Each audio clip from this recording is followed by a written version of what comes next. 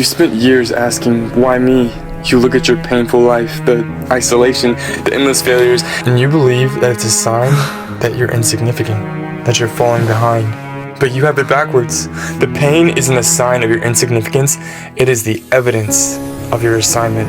God is forging you for a specific role, a role He has set apart for you and you alone. He is applying the pressure necessary to build someone strong enough to answer the call. You are being prepared for the weight of being the chosen one. This is the blueprint of how our hero is created. You're being broken down so that He can build you up on a stronger foundation with lasting material. You felt the sting of every trial, but you've been missing the most important truth of your journey. Pain, once understood, becomes preparation. This is where your hard life is actually your greatest blessing. Many who carry this burden look at their lives and see only worthlessness. They look at the years of suffering, the deep-seated fear that followed them every moment growing up, and the constant friction they face while everyone else seemed to be gliding along. They're led to believe these are signs that they are lesser. There's a common trap of thinking the people who've had it all, the ones who never knew the weight of a heavy heart or the pain of constant struggle, are the ones with the real value. The world looks at them and thinks they are the chosen ones, that their ease is proof of their worth, and that the strife of those who struggle is proof of their insignificance. But that is a false mirror. What the world calls ease is not a reward. It is an absence of preparation. They aren't being rewarded, they simply aren't being tempered for anything. This isn't about tearing down those with easy lives. It's about recognizing the blueprint of the chosen one. A blade that is never put into the fire remains soft. It's useless in a real fight. If you have been tempered in a forge that others couldn't even stand to look at, it's because you're being shaped into a weapon that can cut through things they can't even see. The fact that you survived what should have broken you isn't a sign that you're behind. It is the very credential that proves you were set apart for something far greater down the line. You aren't less valuable because of your scars. You're actually the only one qualified to lead. When a soul carries a high level of pain, a natural retreat begins. For many, the years of struggle and the weight of insecurity create a deep internal friction that makes the outside world feel like a battlefield they aren't yet equipped to navigate. They find themselves sticking to the shadows, not out of a desire for mystery, but because the constant feeling of failure makes the noise of the crowd unbearable. They look at those who are always surrounded by others, the socially successful, the ones moving in constant light, and they feel a sense of defect. They view their isolation as a sign that they are fundamentally broken. But I'm here to tell you that this withdrawal is not a defect. It is a divine intervention. God often uses a person's own pain to drive them into a season of isolation. He isn't excluding them, He is shielding them. By withholding them from the world, He is protecting them from the premature exposure that would hurt them. He keeps them hidden until their heart has been refined by the heat of the flames and their spirit is strong enough to stand against the trials of a world they were once too fragile to face. Think of a seed buried in the dark, cold earth. To the observer, it's trapped, it's alone, it's forgotten.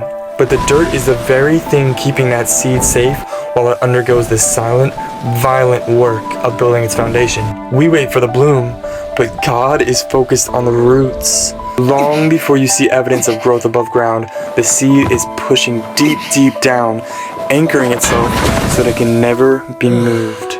If you grew before you were anchored, the first storm would destroy you. God keeps you hidden because He is growing your roots.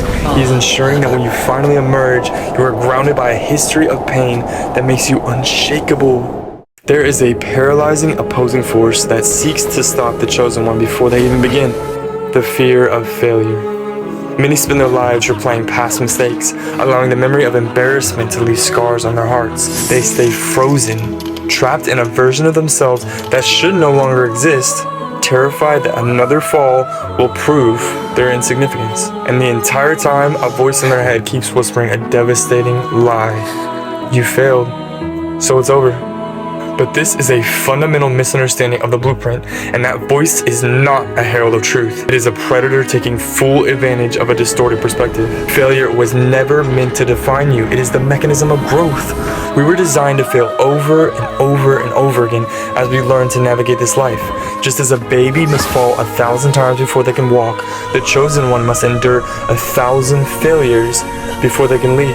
The tragedy is not the failure. The tragedy is that we mislabeled the process as failure. By misunderstanding the path to greatness, many stay paralyzed, never becoming the version of themselves they were set apart to be. They are bound by the ghosts of who they used to be. You must know that you are a new creation every single day, unbound by the embarrassments of yesterday. That person no longer exists. We cope with the weight of our past by realizing that every loss was a lesson, every shortcoming was refinement. You aren't failing. You've simply been practicing for your legendary role to come. The blueprint is clear. Your pain was not a mistake, it was your preparation. Your isolation was not a rejection, it was your protection. And your failure is not a defect, it is your training ground. Now, the season of mourning is over. It's time to transmute that history into your destiny. You must stop hesitating. Stop waiting for a safe path that was never promised to the chosen one. You are called to a life of friction, and that requires a radical shift in your spirit. Throw yourself at failure with reckless abandon. Stop treating the fall like an enemy and start treating it as the exact input needed to reach your goal faster. That prospect shouldn't be met with fear, but with fervor. Every time you fail, you are simply gathering the data required for your eventual victory. You are the one who has been through the forge. You are the one with the roots deep enough to sustain the weight of the crown. Stop asking for a lighter load and instead ask God for the strength to carry heavy burdens. The world has enough bystanders. It is waiting for the one who has been refined by the fire and came out unbreakable. The forge is aflame. The pain that is your preparation is in full force. So step into the role you were set apart for. Become the chosen one.